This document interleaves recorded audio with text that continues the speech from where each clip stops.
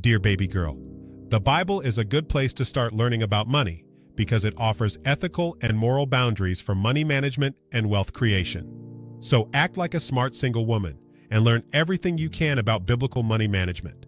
But don't stop with the Bible. You should also value knowledge offered in financial periodicals, newsletters, books, and online sources that provide sound money management advice. The goal is to learn what you can about stocks, bonds, mutual funds, precious metals, money market accounts, retirement planning, and investing in residential and commercial real estate. What you learn can help you develop a balanced approach to wealth building. But as you sort through various money management tips, don't commit to anything without prayer and a sound understanding about how the investment advice compares with biblical ethics and moral standards. And before investing in anything, remember, if it sounds too good to be true, it probably is.